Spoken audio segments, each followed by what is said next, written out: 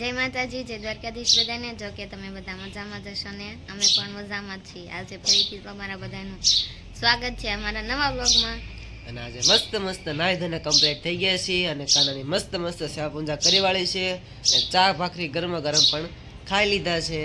રાબેતા મુજબ ઈ એનું કામકાજ ચાલુ કરી દે અને હું મારું કામકાજ ચાલુ કરી દઉં. હું જાઉં તો દુકાને અને તું પણ હજી ઊભી તો રે પણ કે જા લે કેમ કરે હજે બોલવાનું છે જે બધું ઘણું બધું ભૂલવાડી દીધું હું બોલવાનું હતું. હા, રાબેતા મુજબ હું દુકાને પાછું કામ ચાલુ કરી દઉં અને તું તારું વાર્ષિક કામ હોય ફટાફટ પતાય. કેમ? કારણ કે જીલા કાકાની બધા આજે ગયા છે જાનમાં, તો ઘરે કોઈ છે નહીં, તો ત્યાં ઢોરને પાવા જવાનું છે, નીંદ નાખવા જવાનું છે. મને થોડું આવડે. હા, તો તું તને ન આવડે તો કાંઈ વાંધો નહીં, તારે હારે આવવાનું છે. પોદળા ઢળવા મને શું છે, હું કાંઈ નહીં વાંચી દઉં. ના રે ના, વાસીદું કરવા તને લઈ જવાની છે. એને કીધું છે કેજો મારી બેન ને કે આ બધું વાસીદું કરી નાખે, પોદા બોદા ઢળીને વાસી આમ ચોખ્ખું કરી નાખે એમ. અને પછી ઢોરને હું પાઈ આવડી મોટી થઈને મેં કોઈ દી વાંચી દઉં નથી. કાંઈ વાંધો નહીં, તમ તારે ઉપાધિ કરમાં તમ તારે અહીંયા આપણે વાસીદું કરી નાખજે. તને આમ અફસોસ ન જવો જોઈએ કે મેં કોઈ દી વાસીદું નથી કર્યું એમ. મને ન આવડે એવું. હું તો કાંઈ વાંધો નહીં, દુકાને રાબેતા મુજબ પાછું કામ ચાલુ કરી દેવી. તો પછી પાછા મેળા તો કન્ટિન્યુ બ્લોગમાં બધા બન્યા રહેજો. હાથી કાન ઘરેથી તો જો બધા ગયા છે જાનમાં, એટલે કે જીલા કાકાની હાથી કાની બે ભાઈઓ જ છે. તો જો આ નાના નાના વાછરું છે, એક પાડી છે અને એક આ બીજી મોટું વાછડી છે. એ બેને પાલો નાખી દીધો છે, એને તો કાંઈ પાવાના હતા નહીં. અને એક આ મોટી ભગરી ભેંસ છે જો એમ કરે છે, એને તગારું ખાલી મૂકી દીધું છે. અને આ બે ગાયને બેને પાવાના છે, તો આપણે ડોલ તો ભરી જ લીધી છે. આ ડોલ ભરી વાળી છે, થોડોક વજન લાગે છે. ભેંસ કરે છે, પાવ પાવ.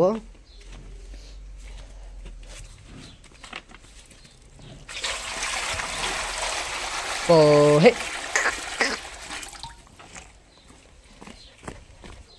એક ડોલે તો કઈ ભેંસને થાય નહીં, બીજી ડોલ આપણે ભરી વાળવી.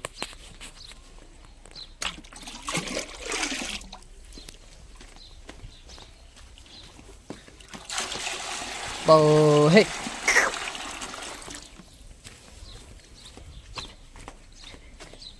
આપણે ઢોર તો કોઈ દી રાખ્યા નથી, કોઈ દી પાયા નથી.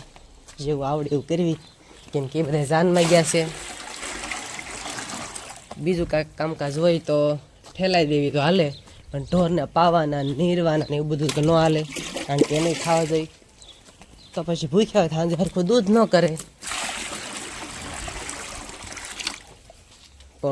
હે કેવી શાંતિથી પીવે છે. તારે પીવું છે? પાવી હો હમણાં, આ થોડીક મારે છે એવું લાગે છે. પાઈ દઉં હમણાં ઘડીક ખાઈ. આનો આનો વારો પૂરો થાય પછી તારો વારો. ઓલા બીજો ખાવા મીણે ઊભા થઈને.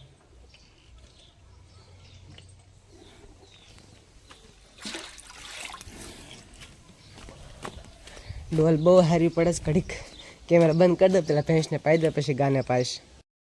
ભેંસનો તે જો પાલોને એવું નાખી દીધું છે અને ભેંસી જો મસ્તીને ખાવા માંડી છે. અને આ છે જર્સી ગા, એને તે પાણી પાઈને 2 તગારા નાખી દીધો પાલો, એટલે એ જો ખાવા માંડી છે. અને નાના નાના બે વાછડા એટલે વાછડી અને એક પાડી, એ બે જો હપીને એક તગારામાં ખાવા માંડ્યા. કા ચુક ચુક ચુક. તો હવે પાઈ દીધું છે. હવે પાછા લીલી નીંદ નાખવાની છે, એ થોડીક વાર રહીને નાખવાની છે, પછી પાછા મેળા. તો ભેંસને નીંદ પૂરો કરીને આપણે વ્યવ છે ત્યારે ઘરે. અને સવારે વાત થઈ હતી એમ, તો આ તો કાંઈ આવી નથી. એને તો બહુ હાલ આવે. ત્યાં પોદળા પીડ્યા હતા, પછી મેં તારા હાટો રાવા દીધા. મેં કીધું બરોબર પછી હજી એક વાર જવાનું છે ને, ત્યારે મેં તું ઢળજે. હું હા, રોટલી આવડે છે તને? છે કેવું છે એમ ને?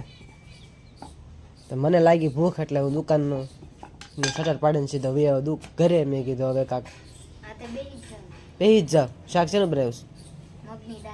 અરે મગની દાળ મને ભાવે નહીં ને તોય પરાણે બનાવે નથી ભાવતી નહીં. ખાલી એટલું જ સોળશું ખબર આ તો એટલું જ છોડવાનું, આટલું ક્યાંક આટલું મને. સોળેલું બતાવશો પાછા આજ તો. હા તો સોળેલું કાંઈ વાંધો નહીં, તમે તાર બતાવીશ હો. કારણ કે મને સોળેને ખાવાની મજા આવે, કારણ કે આપણા ગામડાના માણસોને સોળા સિવાય મજા ન આવે, ધરાવી નહીં એટલે. તો મગની દાળ કેવી બનાવી છે ને કેવી રીતે હું સોળેને ખાવશે બતાવીશ તમને, જોઈજો તમ તારે. હું આટલું કેવું જ ખાવ, કેટલું આટલું કેવું. તો કન્ટિન્યુ વ્લોગમાં બધાય બન્યા રહેજો. ભૂખ લાગી છે એટલે બધાની વાટે રહેવું તો જોઈશે. જે રોટલી બનાવે છે પણ આ થોડુંક ફ્રૂટ સલાડ પડ્યું હતું, નાનો એવો ગ્લાસ છે ને પી લઉં. તાર પીવું છે? મેં કીધું એક ગ્લાસ છે નાનો એવો, મેં થોડોક પી લો. મેં કીધું થોડુંક હું પેટમાં, મેં કીધું થોડોક રે ખમે ને એમ, રોટલી બનાકા સુધી બધા મમ્મી ને પપ્પાને વાટે રહેવું પડે ને એમ. ત્યાં નાનો એવો ગ્લાસ છે જો 2 આંગળ જેટલો. તે કેમ એમ ગ્લાસ આમ જ હશે, નાનો એવો જ છે. બધા કોમેન્ટ કરીને કહેજો નાનો છે કે મોટો ગ્લાસ છે. જો 2 આંગળ જેવડો ગ્લાસ છે, ઝીંકુડા જેવા.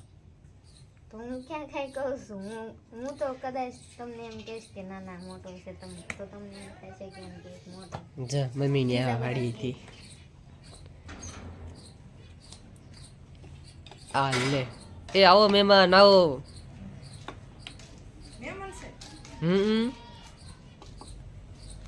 મેં કીધું બાને વાર લાગશે, મેં કીધું હું નાનો એવો ગ્લાસ, મેં કીધું ફ્રૂટ સલાડ નો પી લઉં.